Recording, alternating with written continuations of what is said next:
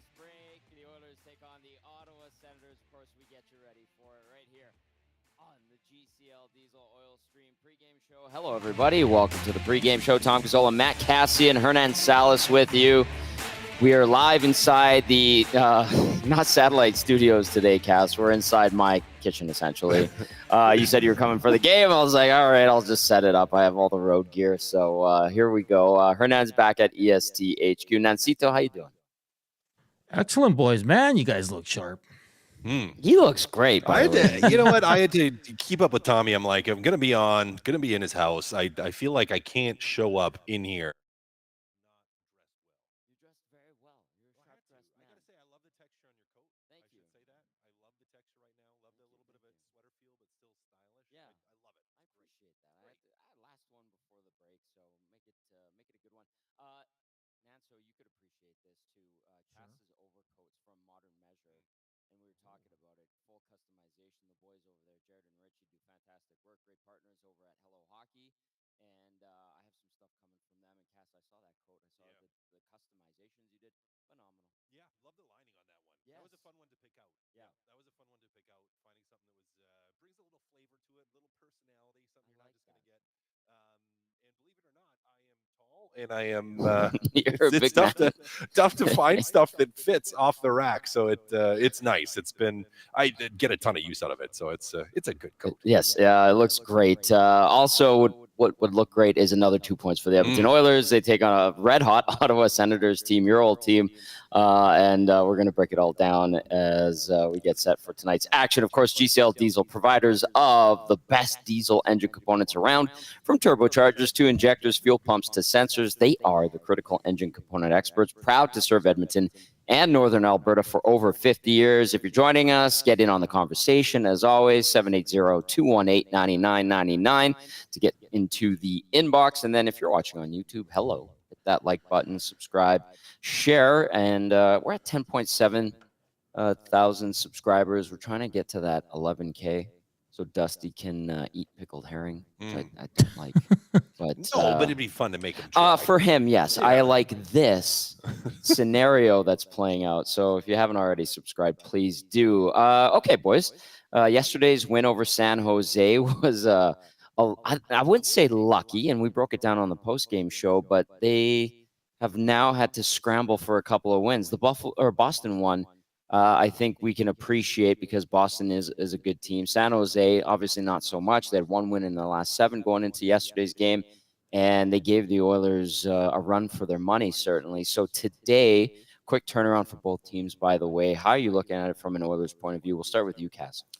Yeah, well, you're looking at it as an opportunity to put another 2 points away, although a pretty different game than against the San Jose Sharks. Now, you get a team that, you played yesterday too, but they played later than you did and had the travel. You were in bed early. You got a good rest. Last game before the break, Tommy, you have to be chomping at the bit for this one if you're the Edmonton Oilers. You want to go into the break on a roll. You want to build on that momentum, and there's an opportunity here. There are 2 points to be had, and Ottawa's not going to let them go easy, Tommy, but it should be a fun game. Hernan, these guys are rolling in Ottawa. They win yesterday in Vancouver. What's crazy is the turmoil with the Canucks. I'm enjoying this. I'm not going to lie to you. We had Dave Pagnotta on Hello Hockey yesterday, and he was saying it's almost as bad as what's going on in New York. And yesterday on the panel on Hockey Night, they're talking about it. So how do you look at this Sens team, Nanso, and how do you look at this whole situation? And if you want to, feel free to touch on the Canucks because Mamma Mia. Well, according to Elias Pettersson, it's all made up. BS. Oh, okay. Right? Yeah. And, sure. He wasn't having it last night, but it is a mess. I mean, I don't know how much is fabricated, how much is true, but it seems like there's a rift there. But that's a story for another day. Yeah, the Sens teams, you saw them yesterday. They jumped out to a quick lead. On the heels of Quinn Hughes, Vancouver was able to bounce back in that one, and they get scored on 13 seconds into overtime. But it's a good team. They're feeling really good, guys. They want to go in on a heater. They're on a 6-game heater right now. The Oilers are going to get Allmark, who's outstanding, and I think he's 7-0. Oh, the boys cut out there. Are you guys still there? Nope. Just give me a sec here, everybody. Well, that was awkward. Just got to add him here. You cut out, Tom. All right. Tommy's over I'm just adding it. There they are again. That was awkward. Continue. Yeah. My apologies. I disconnected. I got everything plugged in here, so that's on me. But that's what you were saying. You're talking about the Canucks and Elias Pettersson and all that. Yeah, no, it's just saying Ottawa, they played a good game. They kind of blew a couple leads there in that one on the heels of Quinn Hughes playing a brilliant game for the Vancouver Canucks. But they're going to get Allmark. They're going to get a feisty young team that's trying to make some hay. And, this is where I think a lot of us thought Ottawa should be this year, is fighting for that wild card spot. And they're right there. This is not going to be easy. Any team that comes in with Brady Tkachuk, guys, it's going to be a tough matchup. So the Oilers got to avoid the slow start they've had in the last two games. But I'm excited. All Canadian matchups, always fun when these two teams meet. And I think I'm looking to the goaltending, though. Skinner versus Allmark. I think that's one of the big storylines. Okay, well, speaking of storylines, let's get into Game Changers with Matt Kassian. Brought to you, as always, by Damon Bunting Remax Elite, because Damon, he's doing his 7 days of Christmas right now, which I've gotten a kick out of. That's been fun. Yeah, he did the tie-in with Dusty in the studio, which was fantastic. And, of course, Damon Bunting, consistent top-producing realtor in Greater Edmonton and among Western Canadian RE/MAX realtors. He and his team would love to help you find that right home or make the move from your current one. Check him out, DamonBunting.com, or visit his Instagram at Damon Bunting Real Estate. Cass, okay, going into action tonight. Point number one for you, when you're looking at it from an Oilers standpoint, is speed and energy. Well, not just from an Oilers standpoint, but I think that's the game in general. The game in general. Okay. I think that's what you get from the Ottawa Senators. They had the chance. I think I said it yesterday, to watch the Sens play in Seattle just a couple days ago, earlier in the week, and they are a team that comes at you. They are a team that moves well from their first line really down to their fourth line. Like they take an attack mentality, and they're a quick team. Some young guys with a lot of jump. You already mentioned Tkachuk. Stützle is a stud that doesn't get much press out west here, but he's a fantastic player as well. Some guys that can really skate. And for Edmonton, you have to match that speed, match that energy. If you come out of the gate and you have the energy that you had at the start of the game against the San Jose Sharks and the Boston Bruins, you could be in one. This is a team that's feeling really good in the Sens. They have a lot of momentum. They've won, I think it is 6 games straight now. 6 in a row they've won, banked. So they're playing extremely good hockey, backed, as we'll talk about, by Allmark. But Tom, to win this hockey game, you do have to play fast. They're an aggressive team. What? I don't like this. The starts here have frustrated some fans, especially the last couple of games. Yesterday, obviously Askarov was great, but when you're the Oilers, is it a situation where I thought it was maybe a little bit of cockiness for them, and maybe they thought they could ease their way into the game, specifically yesterday? I don't know why they didn't start particularly great against the Boston Bruins, but they seemed to get into it as the game wore on. But what do you think is leading to these slower starts where they kind of feel their way into the game? Well, we've been asking ourselves that question for like 5 years. I know. Where for whatever reason, this is just like the makeup of this group. They seem to at times have trouble with the start of games and coming out of the gate burning hot. Now, we've seen instances, and even this season, where they've scored on the first shift. They've been just snappy right out of it. And even that Boston game was like the first shift was great. You generate a chance, and then you just kind of fall apart for a good period of time. I don't want to say it was cockiness against the San Jose Sharks, but it was sleepy. Certainly not something you want to have as a habit. I don't have the perfect solution, the perfect answer for him. What's the solution is, well, the guys inside have to be ready. Yeah. I don't pin it on the coaching staff to say that it's their job. Now, it's their job to get guys prepared for the game, but it's still on the players to come out of the gate and be ready to play. It's on the leadership group. And you do look more at your big guns. I mean, those are the guys that are going to drag everybody into it. Barring that, though, one of the, I don't want to say issues, I don't even want to say concerns, but the Edmonton Oilers don't have a spark plug player that if the game early on is, there's not much jump there, which does happen over a long season. You're going to have games where the jam's just not there for majority of people. They don't have too many guys that are going to pull everyone into that. It's mostly on the big players to step up and to have a start to a hockey game. I'm not freaking out about it at this point, but 2 games in a row, it is a little bit concerning. And hopefully today, again, I think if you're not ready to go with that speed right away, you could run into some problems. Point number 1 on Game Changers, speed and energy. Keep in mind the Oilers 20-11-2 on the season. Ottawa comes into this one 18-13-2. All right, let's go to your second point on Game Changers. And this is an important one. making an Allmark. Yeah, Allmark has been lights out during this winning streak. Lights out. He's been by far and away Ottawa's best player. In chatting with some of the Sens, they have outright said he's been playing absolutely unreal. He's, you cut out some of the expletives, but basically say that he's stopping everything right now. He's playing fantastic. And for Edmonton, you get some of the chances like you had against San Jose yesterday and you miss the net on them. Mm-hmm. That isn't going to fly because you're not going to get too many of those. Allmark is, he's athletic. He's positionally he's sound, and he's one of those guys that has the ability to make some saves on you. 2 shutouts during the win streak. One at the start with the game against Carolina, another one against Seattle that I watched. And for the Edmonton Oilers, you have to continue to do a good job of generating some offense, which they, for the most part, have found ways to do.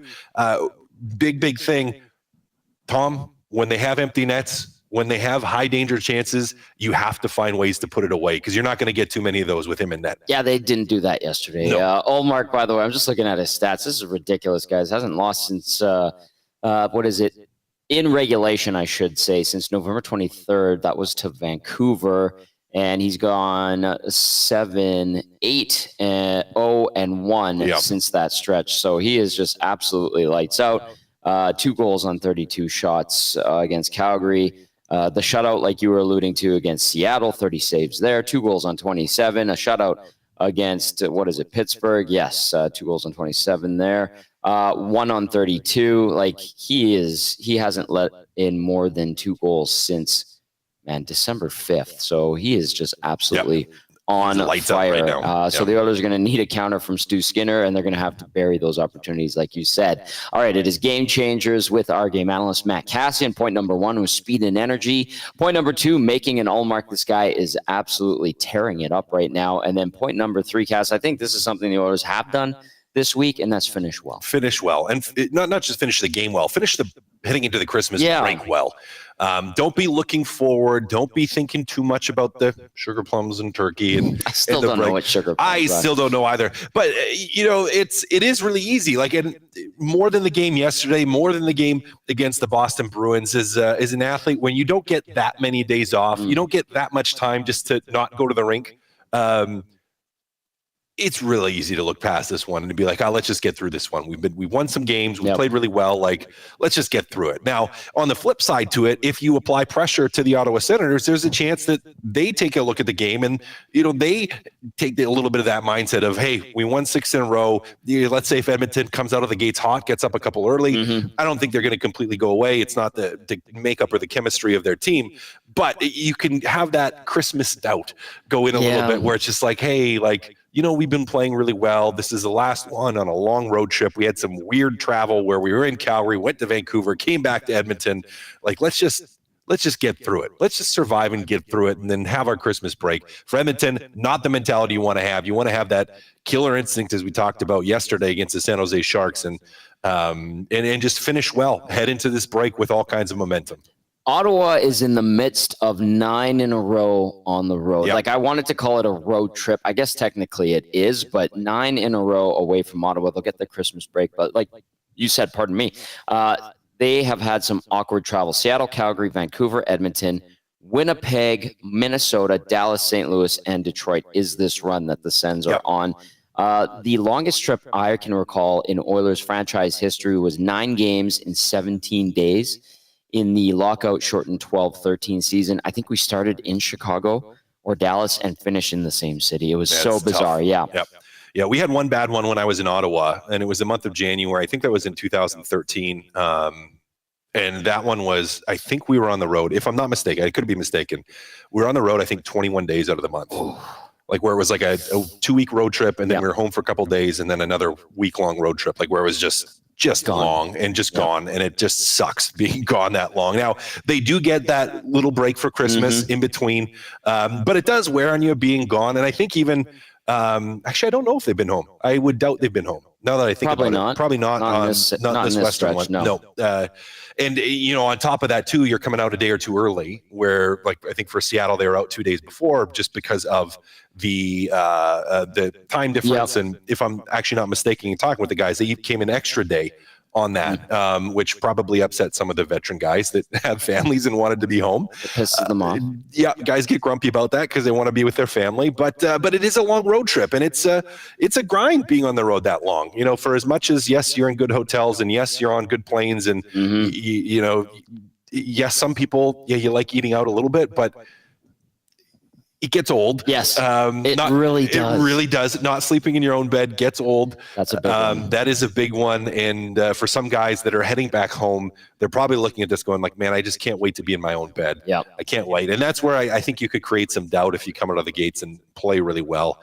No, they're not. They're going to take swings at you. They're a feisty team and pretty fun to watch. But Tommy, you got to finish as well. Yep, you absolutely do. And you talk about the road trips. I vividly recall the best sleep was always the first sleep in your own bed back at home. Oh yeah, first night. Yeah, and I'm a guy where for me it's like it takes me 2 nights in a bed to like the first night usually is a bad sleep, and if I'm in the same one the second night usually it's a lot better. But it's like I have to adjust.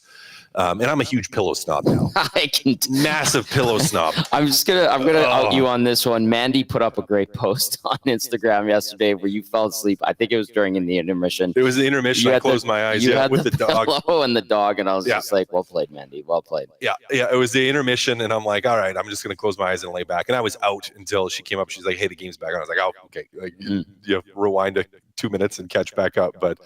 Yeah, no, I am a pillow snob. So, you know, sleeping and for some guys it's true. Your body doesn't always, now you get used to it a little bit, like sleeping in different beds and just learning how to sleep in different places. But it's not that much fun being on the road all the time. Good point. As alluring as I'm pretty sure the majority of people out there have never had the experience, think it is awesome. But at the same time, you're right. Like there are some things to it that are kind of detractors. So the Sens in the middle of this, they'll have that little break. And then they'll continue this 9-game, I guess, road trip, but it's 9 away from home. So they're in the midst of that, and the Oilers conclude a 5-game homestand. Nanso, do you want to add anything to Game Changers before we move on? Because point number 1 was speed and energy, point number 2, making an all mark, and then point number 3 was finish well. Did you want to add to that one? Yeah, no, I mean, like finish well going into the break, of course. I'm intrigued, guys, if Derek Ryan draws in today. Tommy, we haven't had any lineup info, right? No, we haven't. I haven't seen anything. So we're about 15 minutes away from warm up here, because we're all intrigued to see who's the odd man out if they're making a change, right? So I am fascinated by that. So no, but I mean, the big one for me in Game Changers is Allmark. Can you get to him? But I don't know, boys. I'm feeling pretty positive. I think Ottawa's due for a bit of a letdown tonight. I don't know what that means, but what I'm going with is I think the Oilers are going to win big in this one. I do. Ooh. Oh. Yeah. I think this is a not a close one tonight, boys. I you know, at least 3-4 times a year, guys, I feel this way, and tonight's one of those nights. Nothing against the Ottawa Senators. They're a hell of a team right now, and they're hot. But I just feel the Oilers are just going to go into the break hot. So both teams playing really well, getting a lot of results, and we should be in for a feisty and pretty good game going into the break. Text us 780-218-9999. We want to hear your thoughts, and if you're watching on YouTube, get into the nasty chat. Nancy, do you want to throw out the question of the night? Do you have one? I do. Right, so it's always like we always look at the teams Thanksgiving, U.S. Thanksgiving, right? Like that's our first bar. Our second bar to measure these teams is the Christmas break, and this is the last game for the Oilers before the Christmas break. They currently sit at 20-11-2, 42 points, third in the Pacific. So similar to yesterday's question with one player, but this one's for the full team. What grade would you give the Oilers at the Christmas break? And I'm intrigued because a lot of our listeners are still not all in on this team. They still think they have a lot of warts. And yeah, no team is perfect, boys, but I do think they've really turned it around after a slow start. But I'm intrigued to hear what grade our listeners and you two want to give the Edmonton Oilers here at the Christmas break. Very good question. This is game number 34 on the season. Cass, you go first. I have some thoughts, obviously, as well. But what's your grade for the Oilers for the question of the night? Brought to you by Hernan, the Latino Heat, Salas. Yep, I'm gonna go with a B. I'm gonna go with a B. And the reason I'm gonna go with a B is the start of the season was like a C minus. Yeah, absolutely it was. Where they just struggled. Now, if we look at the last 10 to 12 games, we'll call it, 12, maybe 13. Okay. Over that period of time, you got to give them an A. And so I kind of balance those two out to say, okay, start of the season, they were a C. They kind of started to slowly move up, and now they've been playing at an A. So overall, we got to give them the B. Now they're, sitting, I believe it's second in the division in terms of points right now. Third. I got 1 point back. Here. Yeah, 1 point back. Sorry, of the LA Kings. You're 8-2 in your last 10. You've played really well. You've started to now. You've swung even your goal differential, like where you were struggling before, struggling defensively, had some goaltending challenges, had some defensive challenges, had some offensive challenges, but you've turned it around and started to put the puck in the net and keep the puck out of your own. The penalty kill has been really good. Power play has been chipping away and improving. So I can't give you an A because I don't think they quite deserve that, but they've gotten themselves in the mix in that division to, be still a few points back of the Vegas Golden Knights, but within striking distance. So I'm giving them a very solid B. All right. I will, I'll go B minus. Okay. I don't want to be like overly critical, but I don't want to give them a pass because we thought they were going to be top of the division.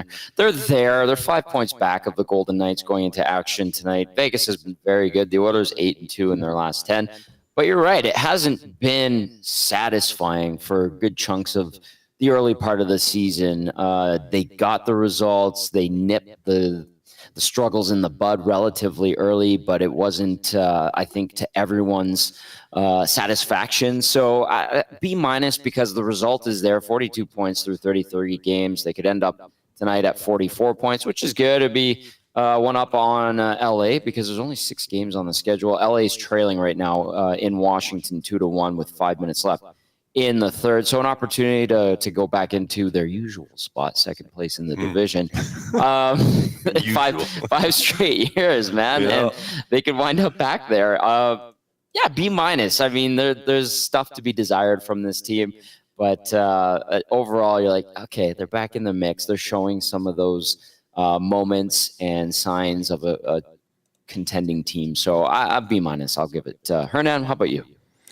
So you guys, Cass went B, you went B minus. I'm gonna go B plus. Okay. And the reason being, the teams they have been in lately, like they've taken on some of the best teams in the league, and they've been successful. I think you can't go into the A category because of their start and their special teams. But I think even with the defense that we all know needs upgrades, I think with a lot of players struggling to start off, I think where they are right now, they're right in striking distance of first in the division. They're only going to get better. There's help coming at the deadline. We all know that, guys, now, whether it's 1 or 2 players.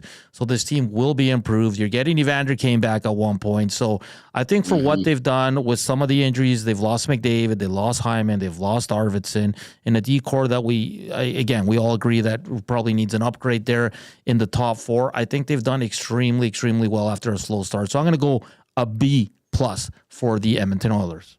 All right, let's see some reaction and thoughts in regard to the Oilers and the question of the night. What grade would you give them? Text us 780-218-9999 and get into the nasty chat. I'm laughing. Juan says, Tommy, you're still wearing your pajama top. These are flowers, and it's festive. I told Cass when he got here, I was like, I got to change. And then I'm like, what am I going to wear? I was like, it's festive. You look good, buddy. Thank you. Likewise.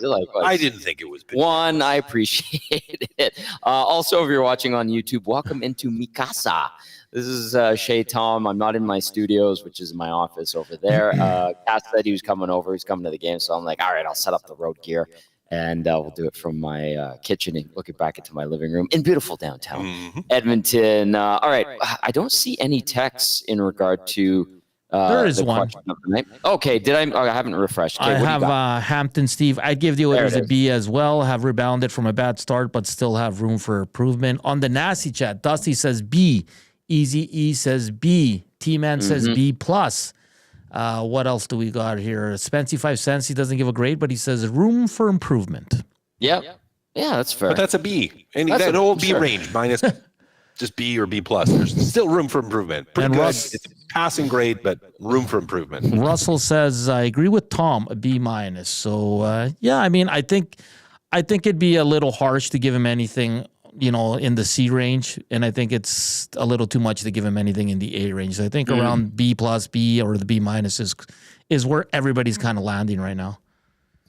I like it. X-Ray J, I'll add to this, says, I'm going to give them a B+. 20-11-2 after the start. They had such a great turnaround. Stu leading the way, coming up big when needed, helping them out with their back against the wall mentality and early goals. Russell says, I agree with Tom, B-. And then Pucks Pounder says, take us for a tour of the place, Tommy. Well, it's very clean. I thank you. I know, and I knew it was going to be. It's clean. There is a Christmas tree. It's a small one.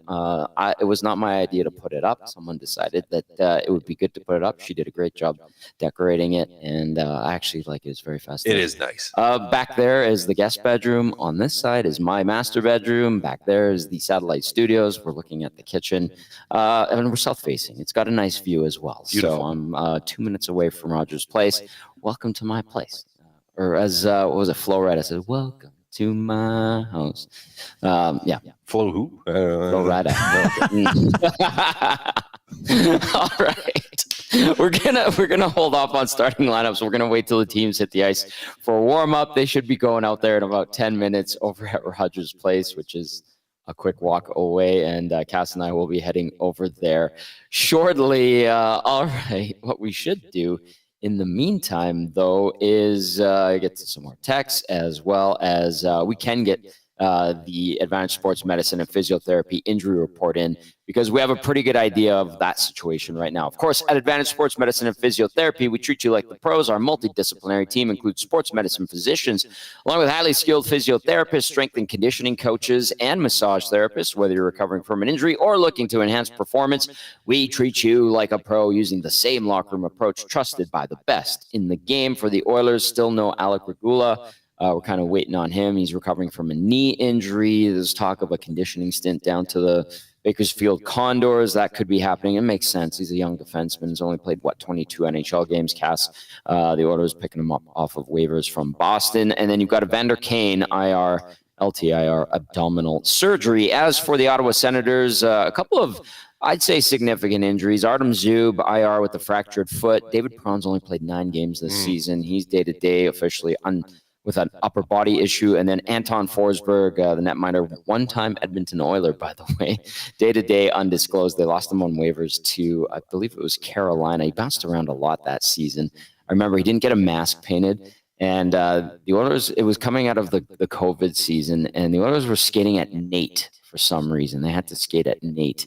And I'm like, who the heck is that goalie? And he had white pads, white gear, white and red stick, I remember vividly, and a white mask. And I'm like, oh, that's Anton Forsberg. Why does he have all the white gear? Because he knew if he got waived, he was getting picked up. And sure enough, that's exactly what happened. He's found a home with the Ottawa Senators, but he's out right now, day-to-day, undisclosed. Anton Forsberg, the one-time brief Edmonton Oiler. I think he did get into a couple of preseason games. All right. Cass, this Ottawa Senators team, when we talk about the success that it's had, does it surprise you how well they've been lately in this hot run that they've caught on? Well, the hot run, I mean, anytime a team wins 6 games in a row, it's going to surprise you a little bit. Mm-hmm. But, I've been picking them every year, it feels like, for the last 3 years to be like, okay, this is the year they challenge for a wild card. This is the year. This is the year. And it just hadn't materialized. Now, with Travis Green so far, it seems like he's got the guys playing in a way that could very well get them into the playoffs in a wild card spot. So no, like when I look at the makeup of their team, you have 2 star forwards in Tkachuk and Stützle. Yep. You have a star defenseman in Shabbat, and now you have goaltending in Ullmark. And so it's like you have those 4 core pieces. If you have enough around it to support, chances are you're going to be a pretty good team. Mm-hmm. And so to me, is it surprising? No, it's not, because you have the makeup of what is going to get you there. Now, you have some players around that are playing pretty well. You have some support for those guys. And they're a good hockey team that has been, and we'll probably see it tonight, that has been playing, we'll call it the right way. Okay. And that it's not really a passenger-driven team. They move. They skate, they play well. A guy that is fun to watch, it's on the 4th line, young guy playing, he spent a little bit of time down in Belleville this season, but St. Albert product in Zach Ostapchuk, who's going to be fun to watch. He's going to be one of those players where we're going to wish he was an Edmonton Oiler. Fourth line center right now, plays with Noah Gregor in particular. They kind of rotate guys through, but plays aggressive. He's big, he's strong, he's mean. Is going to be able to play up and down the lineup. But for young guys to watch, it's like he's a fun guy. Yep. Not a mushroom, but like as far as a player to see play. So they have some pieces. And for me, a guy like him was one of the things that was missing a little bit from the team, a little bit of an edge. Some of their depth the last couple of years, it just hasn't been able to get the job done, has really improved. Now, you throw Perron into the mix, if he can get healthy, a guy that has perennially scored goals in the NHL, just He's a good player. He's a really good player. And I think he's like third or fourth on the list, the guys the last 10 years in terms of total goals scored. Like, really? I think he's up there. He might be definitely top 10. He might be in the top 5 in terms of goals scored. Like he just finds ways to score goals. Has yet to register a point this season through 9 games. Through 9 games in her. Yeah. I think Perron's. I think, unless I'm mistaken. You know what though? He's always been sneaky good, and he always kind of winds up. Always scores there. over 20 goals. Yeah, it's exactly. Like he just kind of always very consistently puts those up. But when he gets healthy, comes back into the mix. Like this is a good team, not a team. And watching him play against Seattle, it's not a team I expect to challenge for a Stanley Cup yet. Like they're not at that level. Like the Ottawa Senators at their best level are not as good as the Edmonton Oilers at their best level. They're not there, but they are a pretty darn good team. And when they're playing well, Green expects a lot of those players. Training camps are horrible. they're one of those really tough training camps. Has high expectations of guys to play the right way. And players are responding. So they're a good team, fun young team to watch. Nanso, I know you want to say something and you're chomping at the bit there. I want to add this. Belsey came over after the game last night. We were watching the Ottawa-Vancouver game, and Belsey's like, why does Travis Green always look grumpy? He's getting results, though. He's getting results. It's working right now. Go ahead, Hernan. I thought you had something there. Big news from Edmonton Oilers is no Nugent Hopkins on the ice for warm-ups, and according to many media members, he will be out tonight. So there's our answer to who's coming out for Derek Ryan. There you go. We don't know why. It could be an illness. Who knows? But as of right now, he's just not on the ice for warm-ups, and looks like he will be out tonight. All right. Do they have lineups up there? Did someone post them yet? Not yet. I'll let you know as soon as they come up. Okay, when they do, we'll get into the starting lineups. Of course, tonight's goaltending matchup will be Stuart Skinner for the Oilers and Linus Ullmark for the Ottawa Senators. I'll give you their stats right now. Those two having pretty good seasons. Skinner, the 26-year-old, 12-8-2 this year, 293 goals against average. That save percentage needs to go up, 893 so far. Cass and Hernan with 1 shutout in 22 games this season. Skinner lifetime versus Ottawa, 4-1-0 record, 322 goals against average, 896 save percentage in those 5 games that he's played versus the Sens. And then, yes, the 31-year-old Linus Ullmark, Vezina winner a couple of years ago with Boston. He is 12-7-2. And he has a 237 goals against average, a 916 save percentage, 3 shutouts, a couple of them in this nice run that he's on right now. And he's played 22 games this season. Ullmark, lifetime versus Edmonton, 3-3-1, 329 goals against average, 889 save percentage in 8 games versus the Oilers over the course of his career. So there's your starting goalies. We had the Advanced Sports Medicine Physiotherapy injury report, and we will lay the lineups on you, the starting lineups on you when the teams go through their line rushes down at Rogers Place. The teams are on the ice for warm-up, and we'll pass those along your way shortly. But no Ryan Nugent-Hopkins. Derek Ryan, as Jack Michaels pointed out, playing game number 600. He's about to turn 38, as Jack also mentions. Pretty good for a guy that played U of A and went over to Europe. I think he got his start in the NHL at 28 or 29 Yeah, it was late. years old. No, he's done a great job. Yeah. Pretty cool story. Still a cool story. Yeah. Did you know Chris Knobloch also played for the Golden Bears? I didn't. Well, actually, I think I did know that. And did you know that Noah Philp played for the Golden Bears? Yeah. Did you know Elk's new head coach also part of the U of A? I don't know. Are you serious right now? Yes, I'm very sure. For real? Oh, Yeah. weird. Nobody's ever mentioned that. Anyway, we jest. Text us. It is the GCL Diesel Oil Stream pregame show. Tom Gazzola, Matt Cassian, and Hernan Salas with you. 780-218-9999. Get into the nasty chat if you're watching. Like, share, subscribe, all that good stuff. We're doing it from my place today. Cass wanted to come over, and he wants to go to the game. So I said, you know what, man? We'll set it up like a road kit type of situation. So that's what we're doing. If you're wondering, where the hell are you guys? We're at my place. If you're just tuning in, I did mention it a little bit earlier. All right, let's see what we got. Roster freeze, no trades. People talk about trades. We were talking a little bit earlier about potential trades, and the Oilers will have to make a move for an upgrade on defense. Yesterday, Cass, we talked about a little bit on the post-game show. 4 guys over 20 minutes on the back end. Emerson and Stetcher minimal minutes. I think Emerson was around 13. And then Stetcher was just over 10. What do you make of that? And do you think they're going to have to spread out the minutes a little bit more tonight in a back-to-back scenario? You might have to. Now, that's one of the things yesterday that would have been nice to score some of those goals or to put a couple in when you had the opportunities to do so would have been, you may have been more comfortable in giving those guys some more minutes. Now, you said it earlier in the show. Hernan has said it. We talk about it all the time. At some point, they got to upgrade the defense. Still, that's a need obvious. That needs to be addressed. It's an obvious need. In an ideal scenario, if you're in control of this game, yes, you can spread out the minutes. You can, but I mean, is it telling that you don't trust those guys that much? Well, yeah, it is. Now, Emerson, we gave him grades last time where he's been steadily improving. Stetcher is what he is at this point. You're not going to see that much more than him. He is a guy that can play in your bottom pairing, but he's not a guy that you want playing over 20 minutes a night. Yeah, that's fair. He's not. Yeah. So I'm not shocked that they didn't play a ton based on the Oilers being in a position where they had to chase the game, where they were losing. Now, if they're winning, they would have played more. Right. So we'll see how it goes tonight. If the Oilers are down at any point, I imagine those minutes for those two will be low again. If they can be in the driver's seat in this game from the get-go, you'll see them play that 15, 16-minute amount. Okay, well, we'll see if the Oilers can get off to a better start. That was something that we talked about on Game Changers. The team's on the ice for warm-up right now, and we can get to starting lineups, which are brought to you by South Fort Chevrolet. And upgrade your sleigh, South Fort Chevrolet, in the month of December. Reserve your 2025 Equinox Trax and Traverse now. They won't last long. They've also got 2025 Silverado Customs with payments starting as low as $199 bi-weekly. See dealer for details at www.southfortchev.com. You heard Hernan talking about it. No Ryan Nugent-Hopkins for the Oilers tonight. He did play yesterday.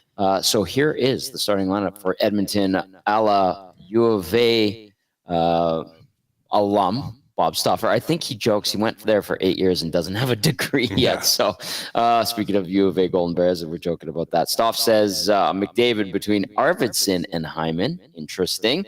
Draisaitl with Podkolzin and Kapanen. I actually like Podkolzin and Kapanen's game last night. The two of them, when Nugent-Hopkins slid down to play with them and Draisaitl went up to the top line. I still thought that those two were drivers for the Oilers yesterday in the minutes that they did play together. On the third line, you got Adam Henrique with Matthias Janmark, the janitor, back up on that line with Connor Brown on the other flank. And then on the fourth line, Derek Ryan returns to action with Jeff Skinner and Corey Perry on defense, Ekholm with Bouchard. So that pairing looks like it's back. Nurse with Stetcher, Kulak with Emerson. We did see a bit of a rotation on D, and you talked about it. We were just talking about the 20 minutes plus that the 4 guys played. You saw some interesting combinations at times last night. Stu Skinner starts in goal. What do you make of this? Victor Arvidsson on left wing on the top line with McDavid. Well, didn't we peg it at 5 games until he was up in the top 6? Yeah, I think exactly. 3 games. So it's not shocking. Not shocking. Now, I guess it's not shocking either that Jeff Skinner is still on the 4th line, but you're kind of looking at that going like, ooh, there's an opportunity for him to maybe get a little bit of a shot with Ryan Nugent-Hopkins out of the lineup.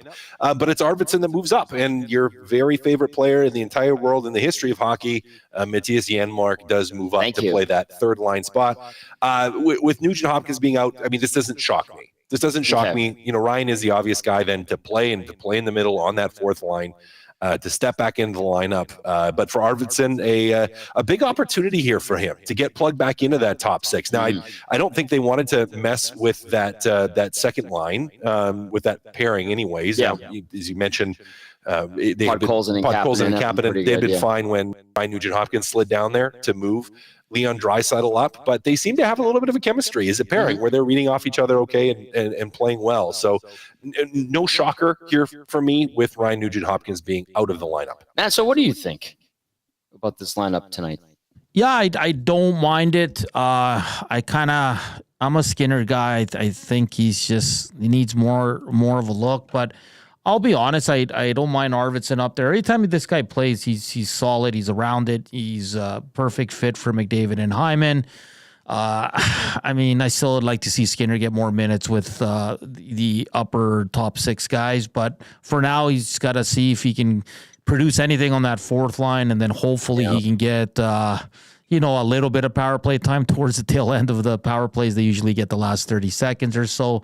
So, we'll see. And Derek Ryan's itching to go, a veteran guy who knows he's probably going to be in and out of the lineup going forward here. So he's always going to want to play well as well. But I think we alluded to the last post game yesterday. It says Draisaitl, Kapanen, Podkolzin.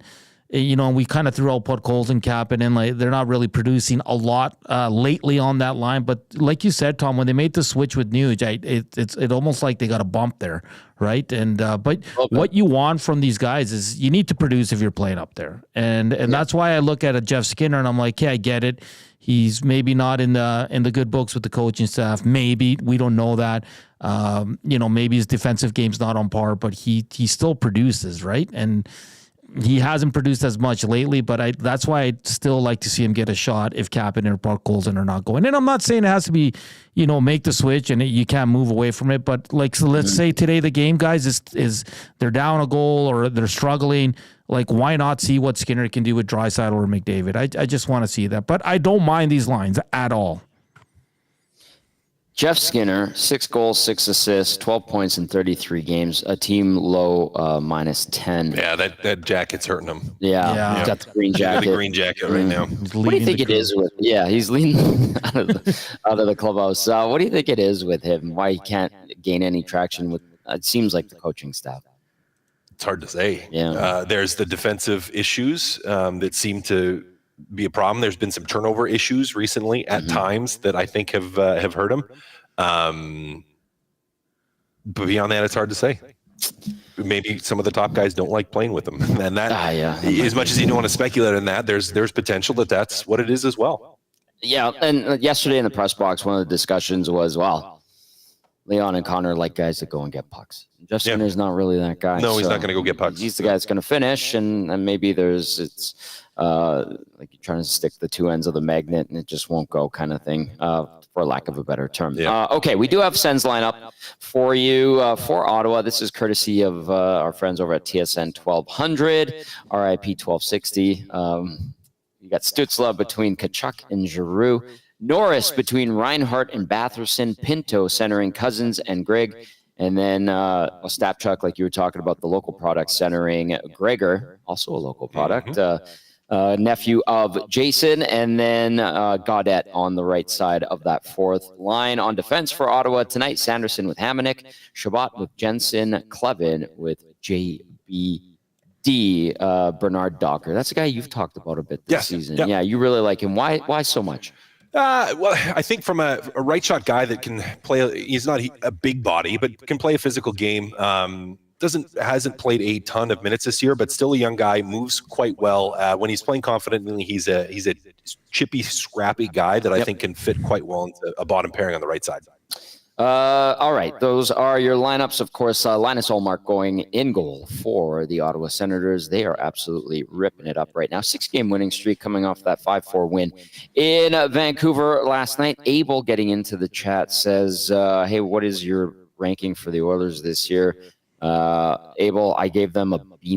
We did that to this point of the season. This is game number 34. Cass gave them a B. And Hernan gave him a B+, and then Abel said on a scale of 1 to 10, I give him 7.5. That's about a B-, hey? There you go, 7. That'd be like a 7. 7.5 would be like a B.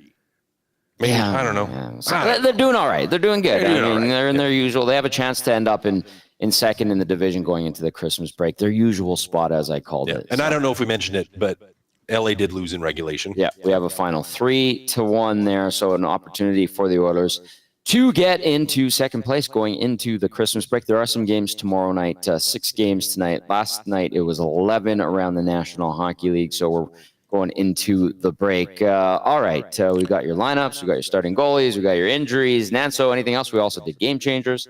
I want to ask, I guess honestly, well, Cass, because you've been in like a pro room, like just to switch gears a bit, because this Vancouver story is just, it's crazy. It's, I don't think they've handled it well, the Canucks. I think the media is doing their job asking the questions. I mean, what else do you want them to do? But Cass, like, when we're hearing that the two of the superstars on the team don't get along, I mean, we've all been in dressing rooms. Like, you don't get along with everybody, but I think Bieksa was saying it yesterday, but you're a pro. Like Bieksa said, I didn't like guys on my team. They never knew it. Why? Because I was a pro. They were my teammate. Like, it doesn't mean we were buddies or anything like that. Like, what do you make of this situation? And has Vancouver, because had talked about it pregame, so did Quinn Hughes, and then the postgame, it almost seemed like Pettersson had no idea what was going on. Like, it's just been handled so poorly. But what do you make of these two guys, and what do they need to do to kind of like get over this hump right now? Well, they need to get over themselves. You need to get over yourself if that's the situation. And, you know, any job. I mean, I can't stand Joaquin Gage, but I put up with him. Understandable. Right? He is hard to get along with. I can't. He just drives me nuts. But so many of you wouldn't know it. You're like, what? I would have no idea. No, I love Gager. But most jobs, most teams, you're going to have people that don't get along. Sure. You can't put that many people together and expect everyone to be best friends. That's just not the case. Now, you need enough glue in the dressing room to be able to have conversations with both sides. And really that's what it's going to come down to is not those two, but other people in the room is, you know, talking them through it. And, and you don't have to love the guy. You got to play for each other. You got to battle for each other. Yeah. You don't have to go out for dinner after and hang out and share life stories. Like you have to find a way. Now, what I will say now maybe this is like would be a moral relativism culture that we're growing up with a lot of kids these days, because the game has changed in a lot of ways for the better. Culture changes. Dressing room culture changed. It changed over the course of my career from the time it started to the time I finished. It was different. You had a different mentality, different approach towards rookies. Players that were coming up had a different mentality towards how they should be treated, what their expectations were. And some of those things were in a really good way. Like in terms of just, you know, for example, how rookies are treated, where they weren't treated very well and they should have been treated better. And so there's like, that's a good thing that has changed. At the same time, there can be, especially with players that are, we'll call them the star players or the best players, where there can be an ego there. And, of course. And there can be a expectation that everyone likes them, that everyone listens to them, that everyone does whatever. And so when you have two players that are good players, that both have egos, that don't get along with each other, and sometimes they're big personalities, well, that can create conflict. Now, it's on the team, and it's on the other players in that dressing room and on coaching and management to be able to manage that, to be able to balance that. But I mean, I think that, as you guys mentioned, the press conferences and the one player not having any idea that this was being talked about. I mean, that to me is like, okay, the communication isn't there. Even if there is nothing, because there might not be. We don't know because we're not in that room. But it absolutely could be a real thing. It makes it interesting for us to watch and talk about that. I'm enjoying the hell out of this. I'll tell you what. I saw Juan in the text line. He says, "I'm loving the drama with the Canucks." Absolutely. Okay, now that the laundry's been aired out, the dirty laundry's out in the public, like, how do those two have to go for a dinner? They might have to. And just be like, hey, man, like, I hate you. We'll be frenemies,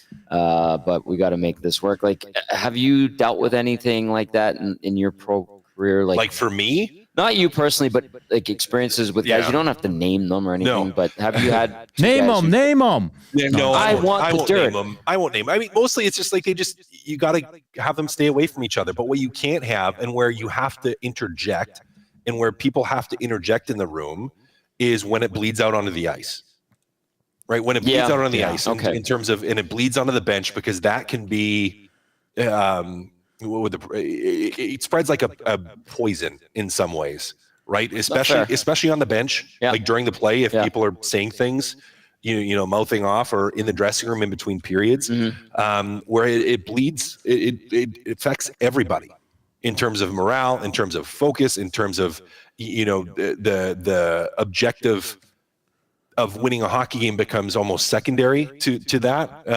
That's a big problem. It can be a big problem. It can be a huge problem. Now, for me, I didn't have too many issues. Everybody kissed your ass because you were the tough guy. Well, that helped. That helped. I think back to the few. I had few. You're going to have some run-ins. And we're friends, and we would get into it on occasion. But I think of like an Anton Hudobin, the goalie, where we would get into it on occasion. But I would get into it because he wouldn't, like, he had a reputation of being lazy at practice sometimes. Okay. Rightfully deserved. He had that reputation, but it drove me nuts. Right. So there's sometimes like he'd be doing a drill and he'd just stand there. He wouldn't go down, wouldn't try to make a save. Okay. Drove me nuts because I'm like, hey, I'm trying to get better too. So I'd start ripping him at his head, and then he'd fire pucks back at me and we'd get into it. Okay. But then we'd hash it out and we'd be like, we're good, we're fine. Right. Like, you just gotta have your moment. And other guys, and it didn't happen so much in pro because I'd earned my reputation at this point. I had a player, I won't name him, but my first year in Vancouver in junior. So I was 16, 17 years old. Yeah. And he was a prick. Hey, hang on a second. I have this here. We have to censor. Yeah. Okay. So he was a jerk. And no, you can say it. It's and funny, I did not get along with him. Did not like how he treated other people. Did not like how he liked me, and just kind of left it for the most part. Yeah. But then he pushed me too far one day, and it was in the dressing room after practice. He was running his mouth. And I stood up, I walked over, and I just two-hand pushed him. Yeah. Like, and at that point, he had seen enough where it was like, even at 16, I was beating the snot out of people. Like, you're a small man. It was small, and I was scary already as a 16-year-old, and gave him a two-hand push, like, against his locker, and he hit the wall and slid down. He was a 20-year-old guy. Yeah. So he was older. Yeah. And I just told him, I told him, stand back up. Like, get back up. Yeah. So you challenged him, basically. Up. Yeah, in the dressing room. Yeah. And then he was just like, whoa. And I said, well, I'd use other words too, but I said, of course. I said, did you use words that needed this? Not that, I probably could not use those, but was just like, don't ever, basically said, don't ever run your mouth again. We'll leave it at that. And then I had no more issues with him. That's a good way to put an end to it and nip it in the bud. Yeah. No, you can't do that in the office. You can't do that in different places. Why not? Yeah. But in a room, sometimes it takes somebody doing something like that, like to stop it when you do have a player that is, festering, that bleeds that poison. But I mean, teams have to deal with that. You have to deal with players like that. Yeah. Okay, I want to ask you, we have a few more minutes here. I just want to ask you, what was Nick Backstrom like, the goalie? Because he always struck me as odd. I love Backy. Yeah, I love Backy. I actually... He's a goalie coach now. Yeah, he's a goalie coach now with Columbus. Yeah. I bumped into him. It was actually an Oil Kings game. It would have been last season. They were scouting a goalie, so pre-draft, they were scouting a guy. And he told me, he's like, Cass, don't tell anyone here. Don't tell anyone here, because they didn't want anyone to know who they were scouting. But anyway, so bumped into him. But no, Backy was great. Like most goalies, not all of them. Most goalies, they're a little different. Well, I asked because I vividly remember him running around underneath that Rexall place, and he had this like. Oh yeah, no, the raptor walk. Yeah, he walked he ran like this. His arms were up like that. Like he had the T-Rex. It's the T-Rex ran. Yeah, he ran exactly. and his limp wrists. Yes. With it too. Yes. Yep. Oh yeah. Okay, you knew about this. No, I knew. Like, no, it's right. And usually he wore track pants too when he do it. Like he didn't always wear shorts. It'd be track pants. His T-shirt. He just kind of. Oh no, he was different, not in a bad way at all. Like he was his own person. But I love that. We got along great. He's a great goalie. Yeah, we got along really great. We laughed. Yeah, it was good. Actually, really good to see him when we had the chance to catch up. He's a good man. So yeah. Don't tell anyone he's here. But I remember that. I was like, what's this guy's deal? And he was really good during that run. Okay, really quickly, lines for tonight for the Sens: Stützle between Tkachuk and Giroux, Norris between Reinhart and Batherson, Pinto centering Cousins and Gregg, Ostapchuk from around here with Noah Gregor and Gaudette, Sanderson paired up with Hamonic, Shabbat with Jensen, Clevin, and Bernard Docker on the back end for the Ottawa Senators. Linus Ullmark starts in goal. As for the Edmonton Oilers tonight, you're going to have McDavid between Arvidsson and Hyman, Draisaitl centering Podkolzin and Kapanen, Henrique between Janmark and Brown, Derek Ryan back in action with Jeff Skinner, and Corey Perry on his flanks. On defense for the Oilers, Ekholm with Bouchard, Nurse with Stetcher, Kulak paired up with Emerson. Stu Skinner starts in goal. If you're asking where the heck is Ryan Nugent-Hopkins, he's not good to go for tonight's game. So he is out of action. He's at West Edmonton Mall. Yeah, he's hanging out at West Edmonton Mall. He's ripping laps at the Ice Palace right now. That's going to do it for the GCL Diesel Oil Stream pregame show, live on location at my place as we go into the Christmas break. Cass will be back here for the postgame show. Hernan will be back. He's back at ST Global HQ. This was a fun one. Let's see what happens tonight between the Oilers and the Senators. Cass, it should be a good game. Two really good teams going toe-to-toe heading into the break. For Cass and Nanso, I'm Tom Gazzola saying thanks for watching. Thanks for listening. Hit that thumbs up. Subscribe if you haven't on YouTube. We'll catch you after the Oilers and the Senators. Ciao for now.